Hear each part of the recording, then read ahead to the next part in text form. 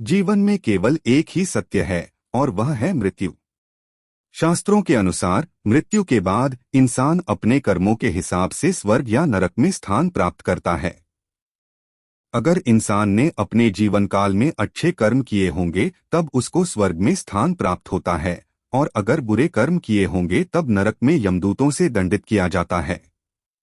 शास्त्रों में नरक से मुक्ति के लिए कुछ उपाय बताए गए हैं। इन्हें मनुष्य अपने ध्यान में रखे और इनका अनुकरण करे तो यह जीवन भी शांति से बीतेगा और शरीर त्यागने के बाद उत्तम लोक में स्थान प्राप्त होगा, ऐसा ही शास्त्रों में बताया गया है।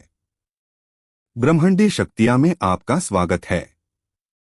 अगर आप चैनल पे नए हैं तो लाइक सब्सक्राइब करें। शास्त्रों में बताया गया है कि इंसान को रामचरितमानस का नियमित पाठ करना चाहिए। बताया जाता है कि इसका पाठ मृत्यु के समय होने वाले कष्टों को भी कम कर देता है।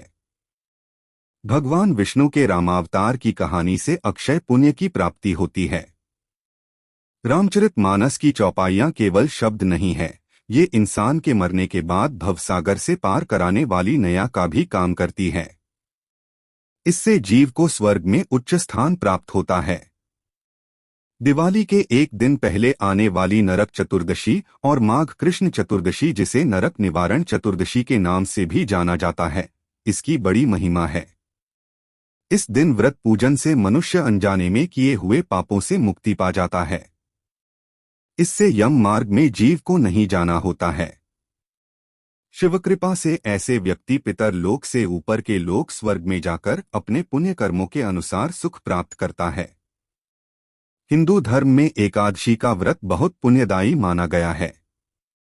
शास्त्रों में बताया गया है कि अगर कोई व्यक्ति एकादशी के दिन व्रत रखता है तो वह जीवन मरण के बंधन से मुक्त हो जाता है।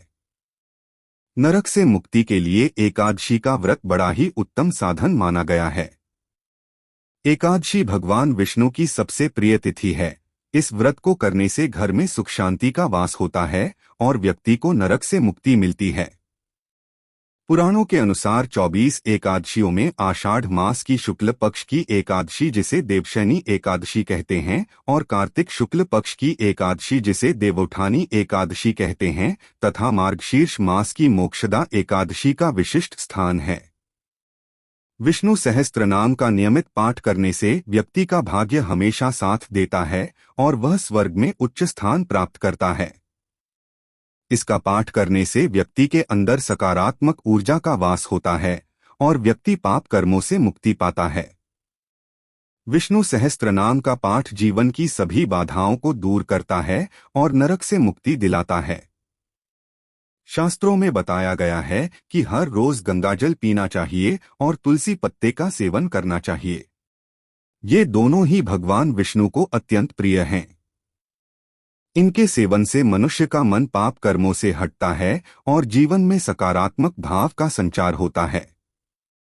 इन दोनों को ही मुक्तिदायिनी कहा गया है, इसलिए अंत समय में भी व्यक्ति के मुंह में गंगाजल और तुलसी के पत्ते डाल दिए जाते हैं। यह भी ध्यान रखें कि अपना आचरण व्यवहार शुद्ध और सात्विक रखना जरूरी है। छलकपट से दूर रहना चाहिए और अहिंसा परम धर्म है, यह मानकर अपना जीवन व्यतीत करना चाहिए। हमेशा सत्य का साथ देना चाहिए और ईमानदारी से रहना चाहिए, तभी आपको इन कर्मों का फल प्राप्त होगा। शास्त्रों में बताया गया है कि जब आप मन को शुद्ध रखेंगे तभी आपको उपासना और व्रत कर्मों का शुभ फल प्राप्त होगा। अगर आपको यह प्रस्तुति पसंद आई हो तो लाइक सब्सक्राइब शेयर करें। धन्यवाद।